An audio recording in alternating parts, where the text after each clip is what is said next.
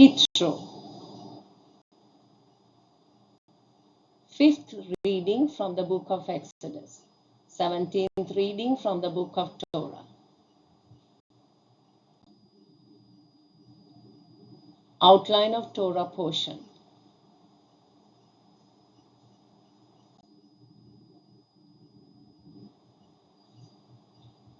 Yitro's advice. Exodus chapter 18 verse 1 to verse 27. Now I know that Adonai is greater than all other gods, because he rescued those who were treated so arrogantly. Jithro, Moshe's father-in-law, brought a burnt offering and sacrifices to God, and Aaron came with all the leaders of Israel to share the meal before God with Moshe's father-in-law. Exodus chapter 18 verse 11 and 12. Now Yitro, Moshe's father-in-law, had heard what Adonai had done for Moshe and for people of Israel, how Adonai had brought Israel out of Egypt. Previously, Moshe had sent away his wife Zipporah and his 2 sons to Yitro. He was coming with Moshe's 2 sons and Zipporah to meet Moshe in the desert, where he was encamped at the mountain of God. There was warmth in the family reunion, and it is evident that Moshe showed great respect towards Yitro.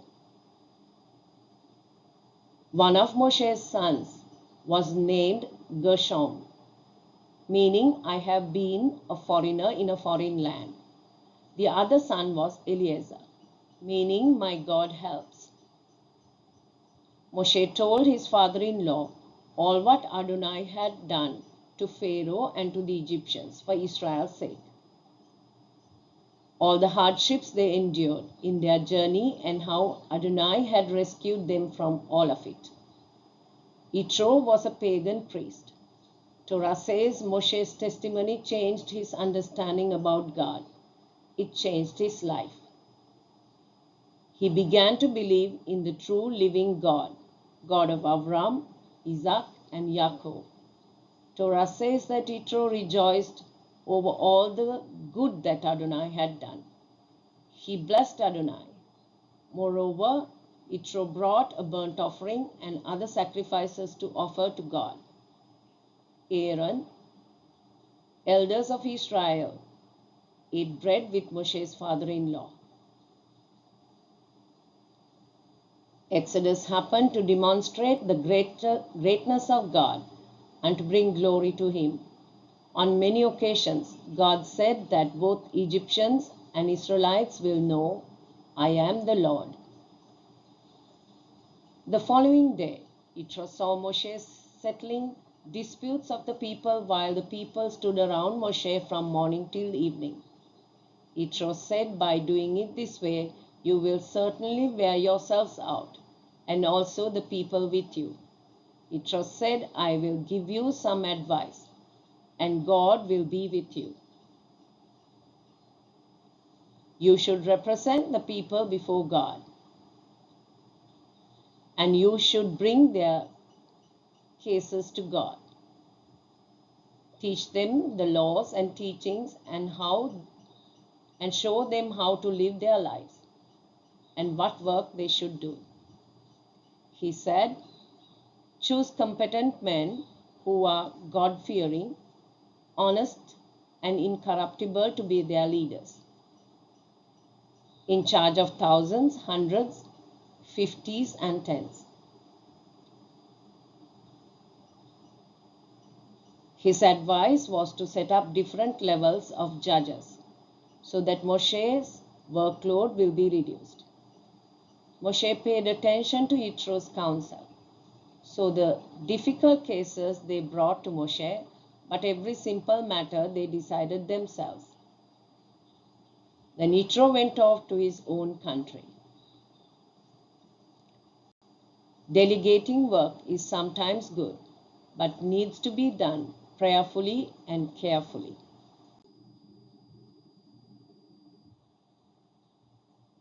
Israel reached Mount Sinai. Exodus chapter 19 verse 1 to 25. Now, if you pay careful attention to what I say and keep my covenant, then you will be my own treasure from among all the peoples. For all the earth is mine. Exodus chapter 19 verse 5.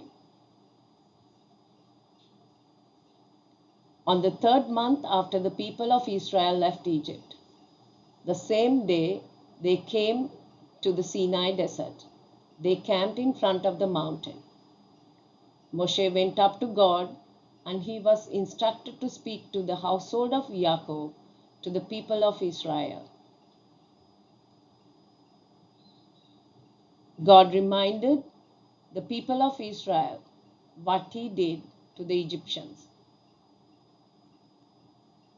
how he carried Israel on eagle's wings and brought them to himself. In Exodus chapter 6 verse 7, the Lord told the people of Israel, I will take you for my people, and I will be your God. An expression of an intimate relationship Adonai wants to have with people of Israel. Adonai wanted to enter a covenant with Israel. A covenant is a contractual arrangement that specifies the terms and conditions of a relationship. Sages are of the view that Exodus chapter 19 is God's betrothal of Israel at the foot of the Mount Sinai. Adonai said that Israel will be his treasured possession. Adonai said, pay careful attention to what I say. Keep my covenant. Then you will be my own treasure. Segula, also translated as a special treasure from among all the peoples. You will be a kingdom of Kohanim for me, a nation set apart. The Lord promised that he will make Israel into a kingdom of priests, to be an intermediary between Adonai and human beings. Israel has received a special privilege from God to be his treasured possession, a kingdom of Kohanim, and bears the responsibility to be a witness of the one true God, God of Abraham, Isaac, and Jacob. Moshe summoned the leaders and told them what Adonai had ordered him to say. And the people responded by saying, everything Adonai has said, we will do.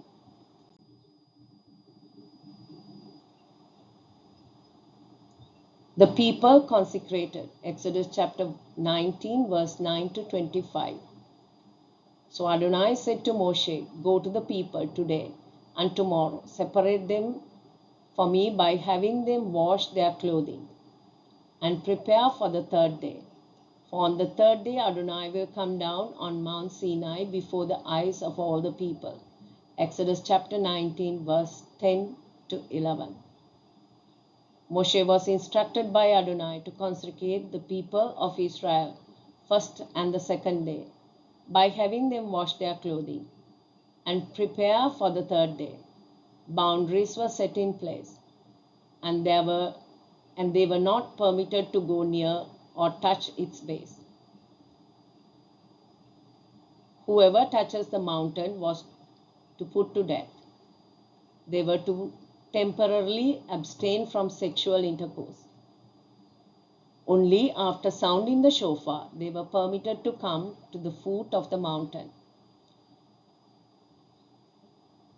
For God to descend on Mount Sinai, mountain needed to be holy, separate.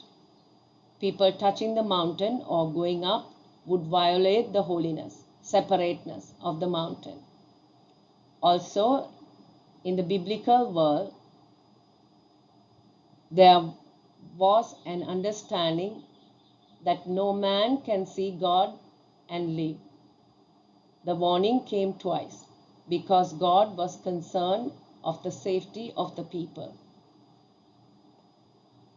Before a traditional Jewish wedding, it is customary for bride and groom to immerse themselves in a baptism, which is a purity ritual.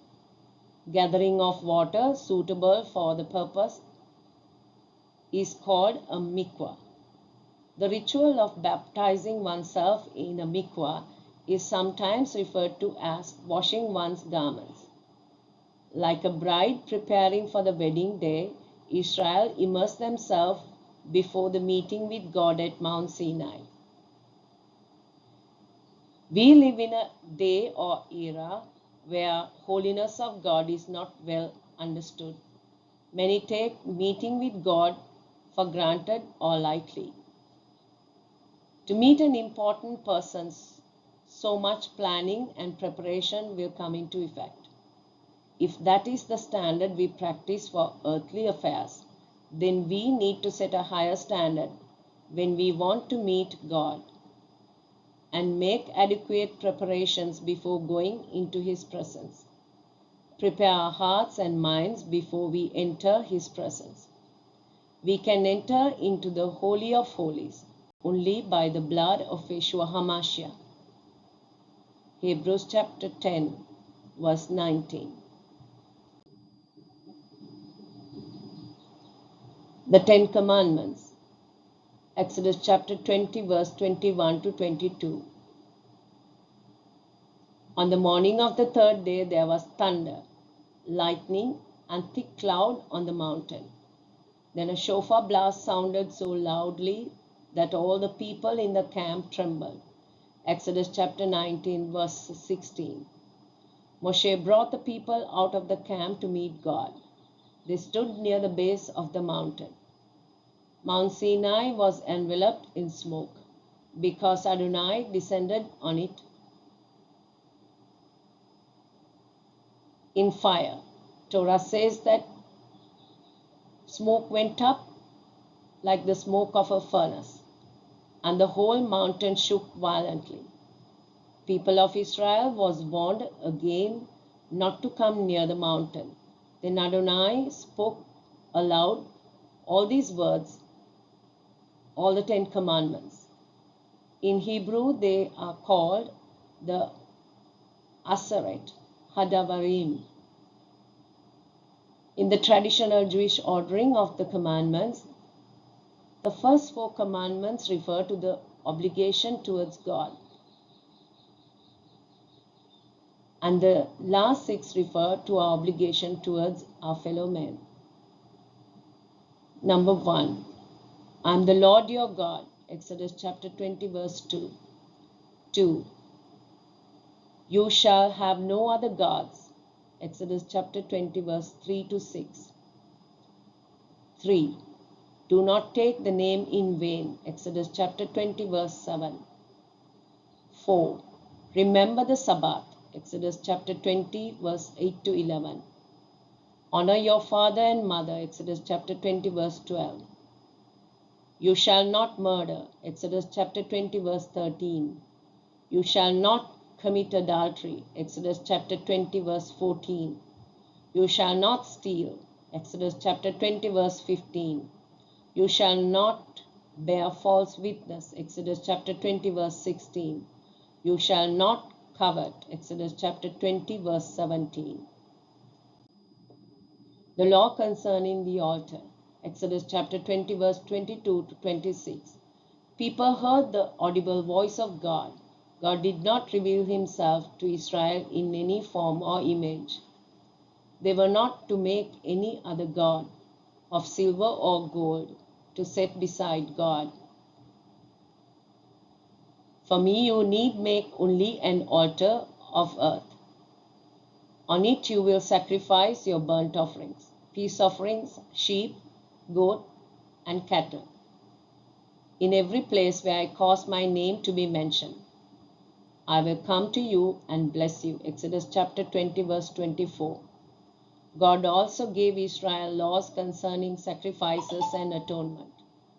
This was given in the event that Israel would break the laws God gave them and need to atone for their sins by sacrifice.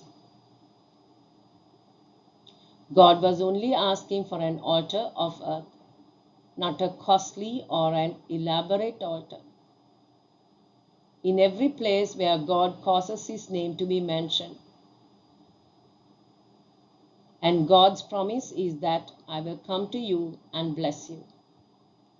God instructed Israel not to use cut stones to make an altar of stone, for it will be profaned by using a tool on it. Further, he instructed there shouldn't be steps to go up to God's altar so that you won't be indecently uncovered.